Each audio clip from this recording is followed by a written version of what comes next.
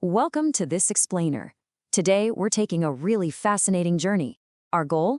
To completely demystify solar power and show you exactly how to build a professional-grade, IoT-based smart energy monitor entirely from scratch. And the best part? We're going to do it using super affordable components. Okay, let's dive into this. We're going to be tracking the incredible journey of a single joule of energy. We'll literally trace its path from these massive solar arrays, converting sunlight, right down to the tiny digital data packets that pop up on a web dashboard. It's like a giant puzzle coming together. Here's our roadmap for today. First, how solar panels work. Second, the challenge of monitoring. Third, DIY hardware, sensors and microcontrollers. Fourth, connecting data via MQTT. And finally, visualizing the energy flow. Let's get to it. All right, section 1, how solar panels work. Before we can monitor our power, we have to actually understand where it physically comes from. So you'll generally encounter three main types of solar panels. Monocrystalline gives you high efficiency, but, it comes at a high cost. Polycrystalline sits right there in the middle. And thin film is the cheapest and lowest efficiency, though it actually holds up a bit better in high heat. But the most important takeaway here, regardless of cost or efficiency, every single one of these panels performs the exact same fundamental function. And this brilliantly illustrates the microscopic journey of how sunlight actually becomes power. First, silicon semiconductors absorb solar ultraviolet irradiance. Basically, photons from the sun physically hit the cell, knocking electrons loose. Then, conductors carry these free electrons through an electric field, which creates direct current, or DC electricity. It's almost like microscopic billiards. Moving right along to section 2, the challenge of monitoring. Now that we have this freshly generated electricity, well, we face a very real-world problem. So, how do we actually know what a panel is producing at any given second? Think about it. A solar panel's output is never just a flat line. It fluctuates constantly based on the weather, the ambient temperature, a passing cloud, or even the precise angle of the sun in the sky. Now, you might be wondering, couldn't I just test it with a manual multimeter? And sure, that's fine for a quick lab check. But in the real world, they fail miserably. They're slow, they miss long-term trends, and they offer absolutely zero remote tracking capabilities. Unless you plan on standing next to your panel 24/7, which, let's be honest, no one is doing, we need a much better way. Which brings us to section 3, DIY hardware, sensors, and microcontrollers. Let's break open the black box of commercial monitoring systems to see the exact components inside our DIY solution.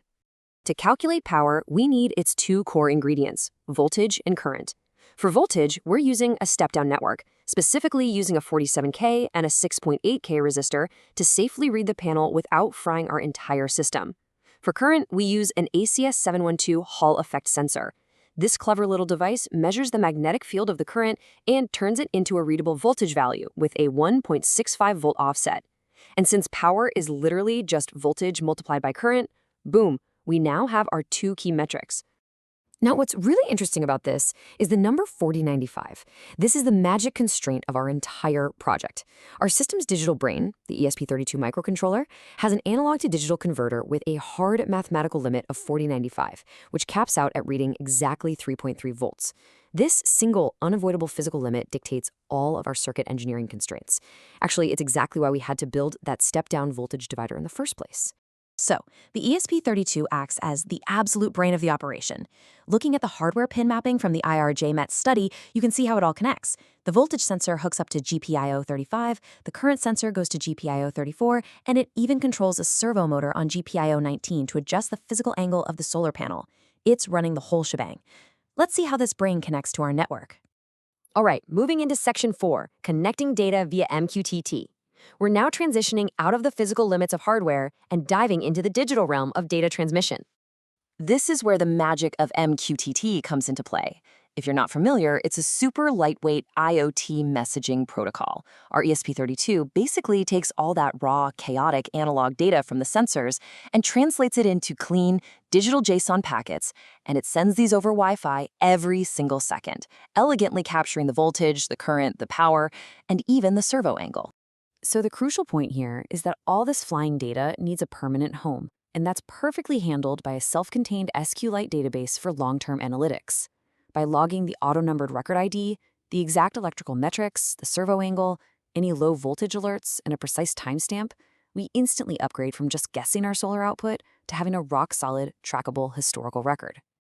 But wait, the ESP32 isn't just blindly sending data, it's actually performing a brilliant edge computing logic loop every single second. First, it reads the sensors 300 times and averages those results to eliminate any electrical noise. Then, it calculates the power. Finally, it makes a really cool micro decision. If the voltage is greater than 1.0 volt, it knows the sun is out, so it auto-tilts the servo to 120 degrees to catch that light. Otherwise, it rests at 60 degrees. It's literally bridging digital commands right back to physical movement. And that brings us to our final stop, Section 5, Visualizing the Energy Flow. This is where all our raw data transforms into a beautiful, interactive user experience. Let me tell you, this custom web dashboard is a real powerhouse. It's built with modern web tech like Node.js, Next.js, and React. It features live updates via WebSockets, meaning you never have to manually refresh the page to see your power change. Plus, it uses a sleek Node-RED widget for these awesome animated energy flow paths. But the absolute best part, it gives you bi-directional control.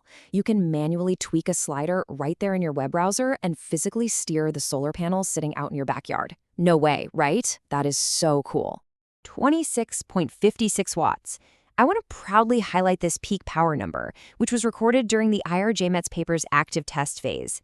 It perfectly validates that this DIY system isn't just some fun theory on paper. It actually works flawlessly in the real world to track genuine power generation. Let's zoom out and look at the broader test results. By storing and tracking 1,570 individual readings, the researchers built a crystal-clear picture of their panel's true performance.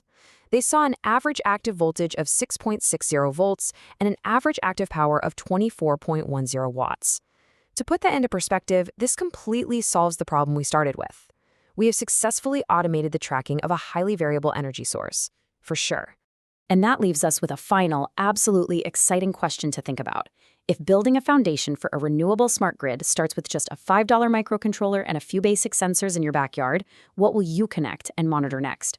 The tools are open source, the data is entirely yours, and the possibilities, well, they're endless.